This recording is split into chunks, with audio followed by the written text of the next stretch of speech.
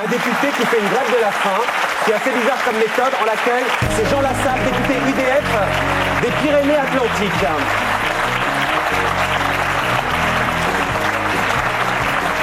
Installez-vous.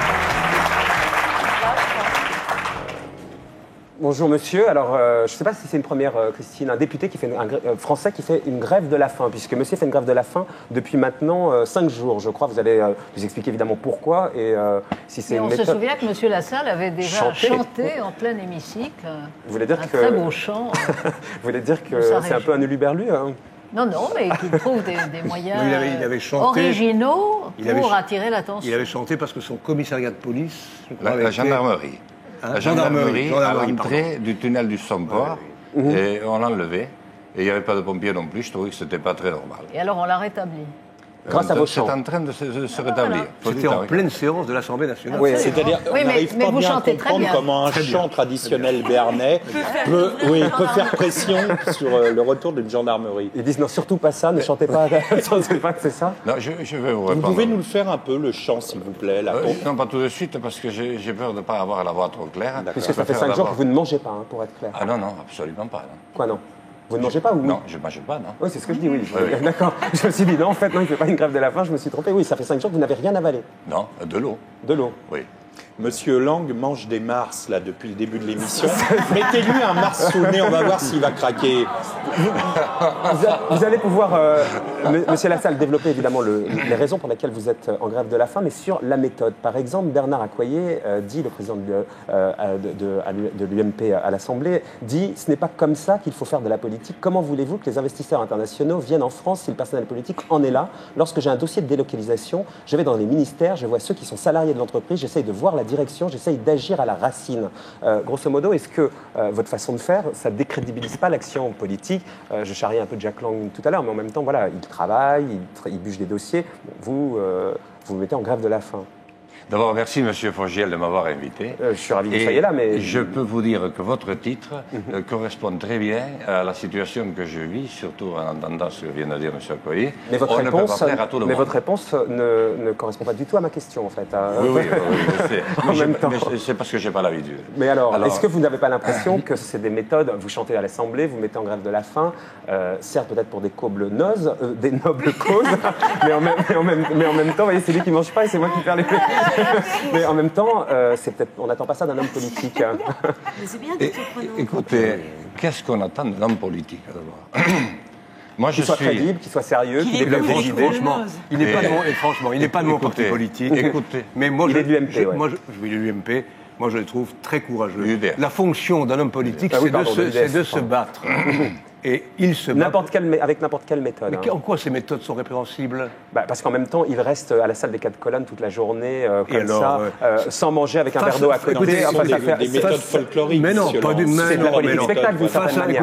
Écoutez, aujourd'hui, face à un pouvoir qui n'entend rien, toute méthode qui fait pression est une bonne méthode. Je suis pas sûr que Christine O'Krent pense exactement la même chose que vous à la fois. Moi, je pense ce que je pense, et elle peut penser autrement, voilà. C'est trop aimable à vous, Jack Lang, d'accepter qu'on pense autrement que vous, mais donc, Christine O'Krent... Merci, Jacques. Merci, Christine, que nous ayons chacun notre liberté de penser. Non, mais je sais. Comme dirait Florent Pagny. Je sais ce qu'il en est. Non, mais M. Lassalle défend ses électeurs, il défend plus exactement les gens de son coin. Et donc, je comprends qu'en plus, il paye de sa personne, à tous les sens du terme. Et donc, voilà. Mais ce qui est assez troublant, c'est de voir un député UMP, donc qui appartient... UDF.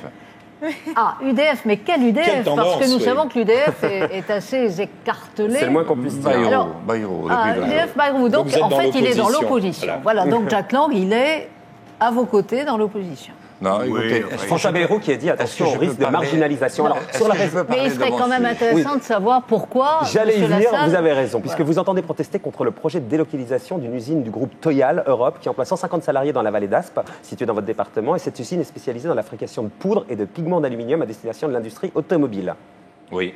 Et donc, vous voulez faire pression sur cette entreprise de façon à ce qu'elle ne délocalise pas. Oui, et j'ai prémédité cette affaire depuis un an et demi. J'ai 50 ans, et ça fait 29 ans que je suis maire. J'ai été 21 ans. Je suis conseiller général depuis 25 ans. Et j'ai tout essayé vraiment avant. C'est-à-dire on ne se met pas dans cette situation-là, bien entendu, sans tout essayer. J'ai une entreprise dans cette vallée qui emploie 150 personnes depuis 80 ans. Elle est là.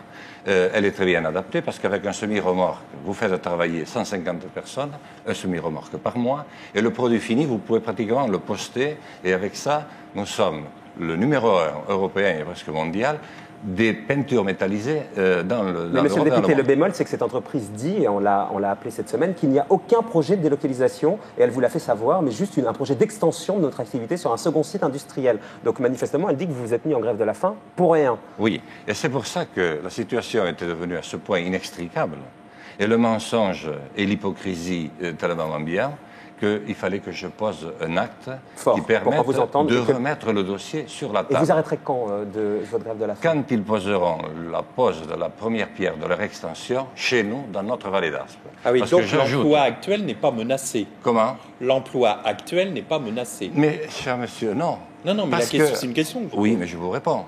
Vous savez que les délocalisations, maintenant, ceux qui étaient chargés de créer des entreprises, de la richesse, etc., qui sont maintenant devenus, je parle de ceux qui sont au CAC 40, qui sont devenus des monstres financiers. Alors que l'État est endetté et qu'on n'a pas... Je comprends bien, mais est-ce qu'on ne comprend pas, monsieur, oui, en quoi cette délocalisation va coûter des emplois dans votre région? Peut-être qu'elle ne va pas en créer de nouveaux dans votre région, mais qu'on comprenne bien, l'entreprise qui est là, elle reste là pour l'instant.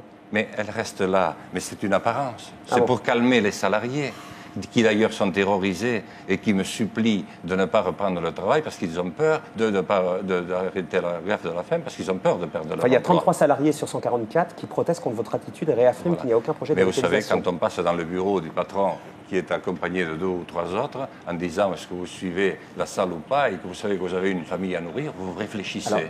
Et c'est exactement ce qui se passe. Concrètement, pour terminer, vous réclamez quoi? Puisque vous avez fait une grève de la faim pour poser le débat sur la place publique, donc... Je demande qu'elle reste dans cette merveilleuse vallée d'Aspe, parce qu'en plus de cela, les 2 tiers de ces employés sont des plus réactifs, qui sont en même temps, grâce à leurs femmes, à leur épouse, à leurs fils, qui entretiennent la montagne, qui sont bergers, qui font du fromage. Et si tout cela s'en va, c'est le collège d'Aspe qui ferme, et la pharmacie derrière. Et nous avons déjà perdu tous les services publics. Alors que Total n'avait absolument pas besoin, à Lac, de cette entreprise. Si Total avait fait un plan de reconversion digne de ce nom, elle n'aurait pas été obligée de venir nous arracher cette entreprise. Merci, monsieur, de votre témoignage. Merci beaucoup.